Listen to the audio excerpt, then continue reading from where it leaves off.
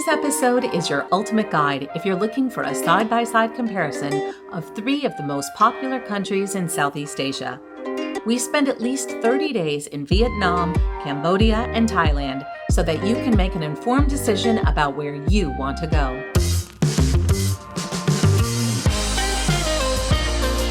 I'm Judy. And I'm Kevin. Welcome back to Finding Gina Marie, where we share our lives as full-time travelers and the connections we make along the way. Our experiences in each of these countries was very different, but throughout this video, we're going to share some things that are easy to compare from country to country. So let's jump right into accommodations. We stayed in 3 different cities in Vietnam, so this will be a composite of them. We decided to make a last-minute pivot for our 40th wedding anniversary from Saigon to Hanoi, and that meant that we paid for 30 days in an Airbnb in Saigon, but only spent 22 days there. And the last-minute hotel we've chosen in Hanoi was a bit pricier than we might have paid otherwise. So for 30 days in Saigon, we paid $22.50 per night. But bear in mind, we only used 22 of those nights. In Hanoi, we paid $71.98 per night, and that was for a hotel. Hoi An, we had an Airbnb for $24.41 per night. Our total cost in Vietnam was $1,763.64 for 51 days, which breaks down to $34.58 per night. In Cambodia, we stayed in Siem Reap for 30 days for a total of $920.27 or $30.68 per night. And in Thailand, we stayed in Chiang Mai, $1,644.86 over 37 days, which comes out to $44.46 per night. Let's talk visas. Vietnam charges $25 per person for a 30-day visa. Because we only got a single entry visa, we had to pay $25 a piece again when we visited a few months later. Cambodia charges $30 per person for its visa. If you're only visiting for up to 30 days and you're a US citizen, Thailand does not require any visa at all. Overall, Southeast Asia was pretty inexpensive. We spent less there than any place in the world except for Egypt. Our money went the furthest in Vietnam, and then came Cambodia, and lastly was Thailand. And we found that you can save a lot of money if you want to eat at more local restaurants. Some of them are incredibly cheap, and we'll talk about those in a little bit. For ATMs, we could find them easily everywhere, but in Cambodia, they only dispensed US dollars. That's not any issue though, because this country accepts US dollars at restaurants and many other places, and often charges, especially in restaurants, were given in US dollars versus real. One drawback was that you had to ensure that the change back in US dollars was in pristine condition. We sometimes got back change in real, which then wasn't an issue at all. We used credit cards in Vietnam a good bit, but we were eating at some more expensive places versus the local places, so that's not the best comparison. For the very local restaurants and shops, they didn't always accept credit cards, but that was across the board for all countries.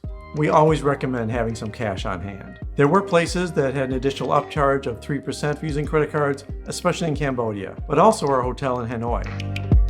As far as personal safety goes and just wandering around in various places, we felt safe everywhere that we traveled. Of course, we suggest that you always take the normal precautions with your wallets or your handbags, but overall we felt very safe and weren't really uncomfortable at all. Yeah, there were no places in any of the cities or areas that we visited we felt like we had to be a little more scared or a little more secure with things. Just do the normal things that are safe. Put your wallets in a safe spot. Use your backpacks that are carried with you all times. Don't be silly with your stuff, and you'll be fine. As far as language and communicating with the locals goes, it really isn't hard. Menus oftentimes have pictures on them. People are used to serving English-speaking tourists, so you can just use hand motions or point to things. And unlike some countries in Europe, when you get a menu with pictures on it, it's not usually one of those tourist trap restaurants. They just know it'll be easier for you to pick out what the food looks like than what it is named. As far as Wi-Fi and connectivity go, we really didn't have any problems anywhere in any of these countries. The speeds were pretty good, and we have an international pass for data with our T-Mobile service. That's 15 gigabytes of data for each of us for $50 a piece. And as full-time travelers, that makes sense for us because it allows us to have unlimited calling back to family and friends. But that may not be something you need, or you may not need quite as much of it. These countries all are used to having digital nomads and doing remote work. So they're all equipped to allow you to have great unfettered access to internet. We visited Southeast Asia between November of 2023 through the end of March 2024. And of course, the weather was very different in each of those places during each of the times we visited. As you can see on the map, Vietnam is a very tall country, which means it's got very different weather from the north to the south. When we were in Saigon, it was very hot and humid in November and early December. Hanoi and Da Nang had heavy rains and flooding during that time, so we couldn't even schedule trips to them. When we went to Hanoi in late December, it was finally starting to get a bit warmer, but it was definitely jacket weather and we wore some heavier clothes most of the time. Hoi An was warm to hot in March and very comfortable for walking around in shorts. Cambodia was very hot in late December and January, and then Thailand was hot and humid the entire time. A bonus point for Thailand is that it's renowned for its medical tourism, and we specifically went there in order to get some healthcare checkups. This meant that we didn't really try to get anything done in either Vietnam or Cambodia as far as healthcare, and we were fine with that. I don't feel that either of those countries has the same level of medical treatment as Thailand does, so that's why we chose Thailand over the other two countries. As far as transportation goes, taxis and tuk-tuks can be a little bit tricky, in part because they are known to overcharge, but also they may try to convince you to go someplace that's maybe not your destination, and those places can sometimes be known for scamming. That's one of the reasons that we preferred to be using Grab, which was available in each country, and you get to see exactly how much you're going to be charged before you even get into the vehicle. Grab offers different services in each country. You can always get a car. Some of the countries you can get scooters, and some countries you can also get food delivery with Grab. All three of these countries have tuk-tuks, and Thailand even has red trucks, which require you to join with a bunch of other people to get in the back of this truck. It's kind of crowd sharing to a similar destination. When we're traveling, we love walking. Saigon had a ton of motorcycle traffic that kind of got in our way.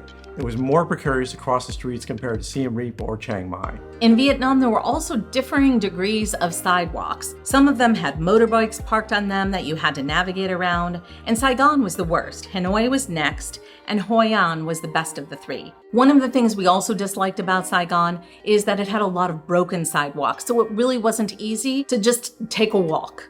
The other difference in Saigon was it was very spread out. Siem Reap was more compact and easy to walk around. Chiang Mai was also spread out, but had great pockets of walkability, so once you got to a section of town, it was really easy to walk around. So we're curious, what are the priorities that you're looking for when you're trying to consider which of the places that you want to visit in Southeast Asia?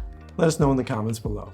Let's talk a little bit about food and food safety. Now, we were in Japan for over a month before we got to Vietnam, and frankly, when we arrived in Saigon, we were completely overwhelmed.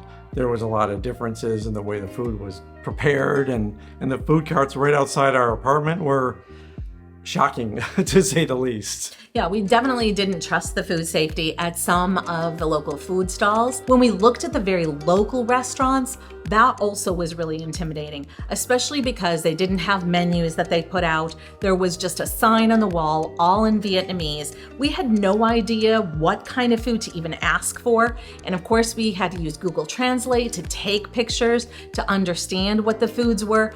Overall, it was really uncomfortable for us. So it made eating out painful. Yeah, even the restaurants that we understood some of the foods that were on the menu, we still didn't know how they were prepared. There was one time I ordered a meat that I thought was going to be easy to eat, and it was just full of bones and really complex. It threw us off because Japan just was so easy to do everything as far as food goes. I don't think we were prepared for just how different things were going to be. So we started off by finding some Western food, sneaking those in. We ate at some more upscale restaurants where we could get a little more service, a little more attention to what's on the menu. And then we found some food courts that were kind of more touristy, but seemed safer for us. Yeah, they at least exposed us to some Vietnamese foods, but in both of those situations, they weren't really the ideal experience that we were looking for to have regarding food in Vietnam. So it was a much different experience when we came back to Hoi An in March after being in Southeast Asia for several months by then. And we were much more comfortable with the food, and we appreciated all of the food that we were eating. And overall, it was a much more positive experience. Cambodia was pretty easy because Siem Reap was used to a lot of tourists, so there was a lot of Western food, international food, and even the Khmer foods were pretty easy to understand and eat there. not too much of a problem getting adjusted to that. And nearly every place we ate in Siem Reap had both Khmer food and Western food, so you could decide how comfortable you were with their offerings and make the appropriate decision. And Thailand was really nice because it had a lot of international foods, a lot of local foods, and we kind of knew some Thai food, so we were looking forward to some of the more spicy meals. They weren't all foreign to us. And Chiang Mai's night markets were really very comfortable and easy to eat at. It felt like the hygiene was at a higher level, so we didn't really have much problem at all eating at the night markets there. No, we ate plenty. As far as night markets in Vietnam and Cambodia, although there were some of them, we didn't eat at any of them. As far as everything we ate in these different cities, in these different countries, we have a lot of episodes about those. We'll put links to those in the description below. Of course, we're going to talk about food costs. And the first thing you need to know is that food in all three of these countries is very affordable, especially if you're eating at local restaurants. You're going to find great prices. So much so that it doesn't make sense for us to cook at all, and we didn't the entire time that we've been in Southeast Asia. Before we give you the details about food costs, we're excited to share that we've started our own absolutely free community forum that we are calling La Familia. You can ask questions about trip planning and all things related to travel here. A video with the details is linked in the description below. If you're eating at really local places, you can get a hearty meal for under $5 per person, sometimes even half that. Each country also has upscale meals if you are wanting to do fine dining. It wouldn't be us traveling if I didn't order a cappuccino or flat white in each place we visited. Here are the prices for each in US dollars. In Saigon, we had coffee at Highlands, and it was $3.16. Hidden Alley in Hanoi was $1.80, and Fin Coffee in Hoi An had them for $2.40 each. In Siem Reap, Little Red Fox sold their large flat white for $3.25, and in Chiang Mai, Roastery charged us $2.17. We ate completely differently in each country and city, but there were two common dishes we had in all of them. We had spring rolls in all three. In Vietnam, specifically Hanoi, we paid $3.51 for theirs. Siem Reap charged $3, and in Chiang Mai, they charged $2.68.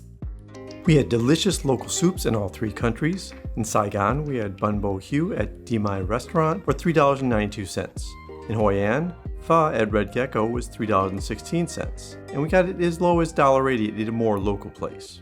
In Siem Reap, Kamara Kitchen's fish amok was $5. Chicken lime soup at Soban Cafe was $4.25. In Chiang Mai, Khao Soi Niman charged us $3.79 for beef khao soi, and the khao soi at Always Thai Cafe was as low as $2.57. And as always, there's a variety of foods we ate in every country. And again, you can look at those episodes we have linked below to see all the good details and all the pretty pictures of all those foods. As for drinking water, we mostly drank bottled water or filtered water in all these countries. We never drank from the tap, but we did brush our teeth with water. Let's talk a little bit about our paid activities we did in these countries. There is plenty to do in each of these countries and even the cities that we visited. They had affordable tours, especially compared to other places that we've visited throughout the world. Again, you can go back and check out our previous episodes, but just to kind of give you a go-by, we did walking tours, we did museums in each of the places that we visited. We also did historical tours and bicycle tours. And in Chiang Mai, we did an elephant nature park, as well as some temples tours. For sure, if you're interested in temples, Chiang Mai had far more than any of the other countries. Before we give you our thoughts about which country we go back to and why, we'd like to hear from you. Which of these countries in Southeast Asia would you prefer to go to? Have you been there? Let us know in the comments below. As far as the places that we would go back to, honestly, I'd go back to each of those countries, especially in winter. It's much warmer in most of those places. Of course, northern and central Vietnam, you kind of have to choose your timing because it can be pretty cold.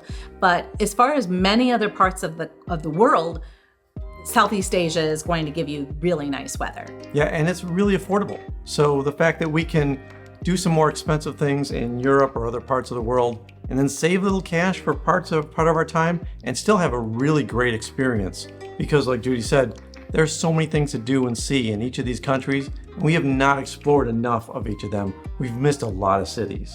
Sure, the way we travel is slow travel. So we typically stay in one city and maybe we do some day trips and really get immersed in the culture and really try to learn a lot about the places we are. But that means that we have almost an entire country still to explore. And the history of these countries is all extremely fascinating.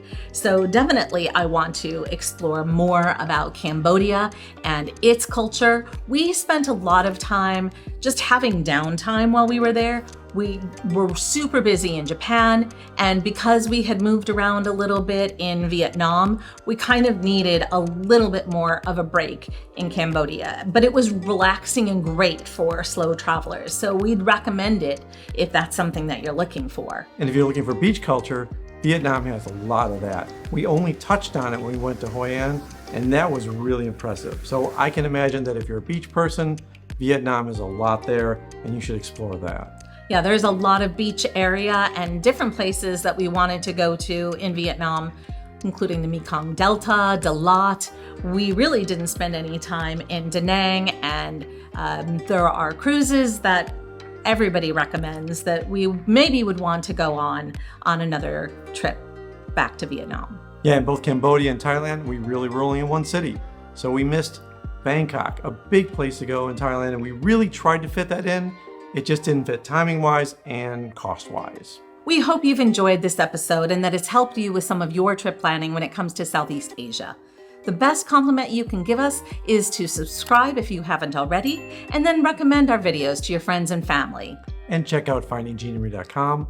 Lots of articles, more information, links to our episodes for all these places. And our community forum. Right. Until next time. Until next time.